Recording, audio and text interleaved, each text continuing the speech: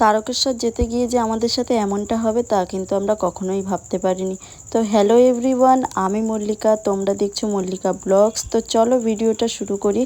প্রথমেই আমি কিন্তু বাড়ি থেকে বেরিয়ে পড়েছি, দেন আমরা টোটোতে উঠে পড়েছি এবং আমরা কিন্তু টোটো থেকে নামার পরে আমরা ব্যারাকপুর স্টেশনে চলে এসেছি। এরপর কিন্তু আমাদের যেতে হবে জল আনার জন্য মনিরামপুর ঘাটে। তো তার জন্যই আর কি আমরা বাসে যাব বলে বাস খুঁজছিলাম। তো তারপরে আর কি বাসে উঠে পড়েছি। আর বাইরে কিন্তু প্রচণ্ড জ্যাম ছিল, আর তেমনই কিন্তু ভিতরে ছিল মারাত্মক গরম, যেহেতু আমরা খালি পায়ে ছিলাম আর বাসের ভিতরটা ছিল প্রচণ্ড গরম। তো তারপরে আর কি আমরা মনিরামপুর ঘাটে চলে এসেছি। এবার আমাদের যেতে হবে লঞ্চ পেরিয়ে ওই পাশের ঘাটে। তার জন্যই আর কি আমরা লঞ্চের কাছে যাচ্ছিলাম। তো আমাদের অনেকেই আর কি আসা বাকি ছিল, ওই জন্যই আমরা ওয়েট করছিলাম। আর চারিপাশে দেখো কত সুন্দর ওয়েদার, গঙ্গার ধারে এত সুন্দর হাওয়া দেয়, মানে মনে হয় কি সারাদিন এখানেই দাঁড়িয়ে থাকি। তো লঞ্চ থেকে নেমে পড়ার পরে আমরা কিন্তু চলে গেছি বাইরে থেকে আমরা কিন্তু যাব এবার মেন ঘাটে। নিমাই তীর্থ ঘাট থেকে আমরা জল তুলবো, তো সেখানেই আর কি আমরা যাচ্ছিলাম। আর আমরা কিন্তু মানুষ ছিলাম 20 জন মতন, তো আমরা অনেকেই ছিলাম আর কি। তো ভীষণ মজা করেছি। আর তোমরা কারা কারা তারকেশ্বর যাও আমাকে কিন্তু অবশ্যই জানাতে ভুলো না। তো আমরা টুকটুক করে আস্তে আস্তে চলে যাচ্ছিলাম মনিরামপুর ঘাটে, সেখান থেকে আর কি আমরা জল তুলবো।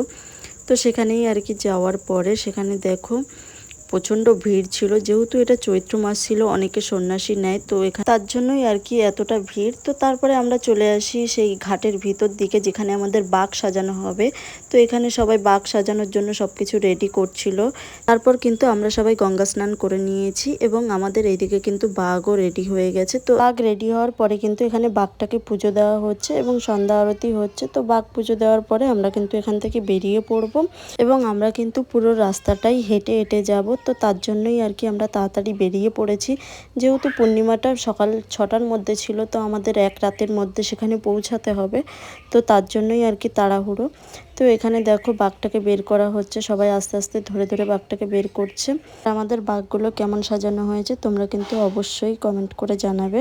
আর তোমরা কারা কারা পূর্ণিমাতে যাও অবশ্যই জানাবে। আমরা কিন্তু প্রায় প্রত্যেক পূর্ণিমাতে যাই। আর আমরা কিন্তু এখান থেকে বেরিয়ে পড়েছি। দেখো সবাই কিন্তু খুব তাড়াহুড়োর মধ্যে রয়েছে, তার জন্য কিন্তু আর মাঝখানে ভিডিও করা হয়নি। তারপর টানা 2 ঘন্টা হাঁটার পরে আমরা কিন্তু একটা আশ্রমে এসে বসেছি। তো সেখানে একটু রেস্ট করছিলাম, একটু জল টল খেয়ে নিলাম। তো রেস্ট করার পরে আমরা কিন্তু এখান থেকে আবার বেরিয়ে পড়েছি। আর এই ব্রিজটা কারা কারা চেনো অবশ্যই কিন্তু জানাবে। এটা কিন্তু কামারকুণ্ডু ব্রিজ। তো এখানটায় অবধি আস্তে আস্তে আমাদের হালাত খারাপ হয়ে গেছে, প্রচণ্ড গরম, তার মধ্যে ভিড় প্রচণ্ড। তো দেখো চারিপাশে।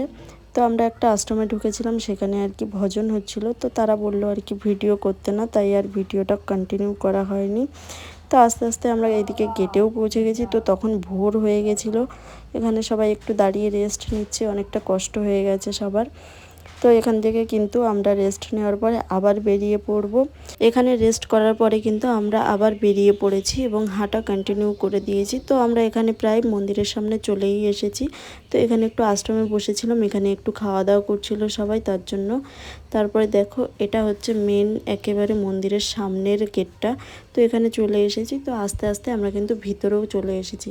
তো ভিতরে দেখো এখানটায় অনেকটা ভিড় ছিল এবং ভিড় ঠেলে কিন্তু আমরা প্রায় মন্দিরের ভিতরে প্রবেশ করে নিয়েছি। এবং মন্দিরের ভিতরে কিন্তু আমি কিন্তু ফোন নিয়ে যাইনি, তার জন্য আর কি তেমনভাবে ভিডিও করা হয়নি, জল ঢালার ভিডিও। তো আমি বাইরে থেকেই যতটা ভিডিও করেছি ততটুকুনি তোমাদের সাথে শেয়ার করলাম। তো আমি কিন্তু আস্তে আস্তে মন্দিরের ভিতরে চলে এসেছি। এখানেই কিন্তু বাবা তারকনাথকে জল ঢালা হয়। এই মন্দির কিন্তু অনেকটাই জাগ্রত, এই মন্দির চেনে না এমন কিন্তু কেউই নেই, সবাই কিন্তু এই মন্দিরের কথা জানে। বাবার মাথায় জল ঢালার আগে আমাদের আগে স্নান করতে হবে। তো আমরা প্রথমেই চলে গেছিলাম এখানে দুধ পুকুরে। তো দুধ পুকুরে স্নান করে নিয়ে আমরা কিন্তু জল ঢালবো। তো এখানে জল ঢালা কমপ্লিট হয়ে গেছে, যেহেতু ভিতরে ফোন আমি নিয়ে যাইনি, তার জন্য আর তেমনভাবে ভিডিওটা কন্টিনিউ করা হয়নি। তো জল ঢালার পরে আমরা কিন্তু বাইরে গেছিলাম। তো বাইরে একটু বসার জায়গা ছিল, সেখানেই আর কি বসেছিলাম। তো আমাদের সবার জল ঢালা হয়ে গেছে, এখন কিন্তু আমরা যাব বাড়িতে। তো আমরা সবাই বাড়ির দিকে বেরিয়ে পড়েছি।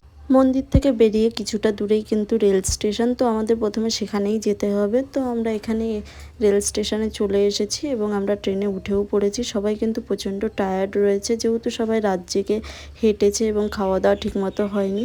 তো ভিডিওটা কেমন লাগলো জানিও।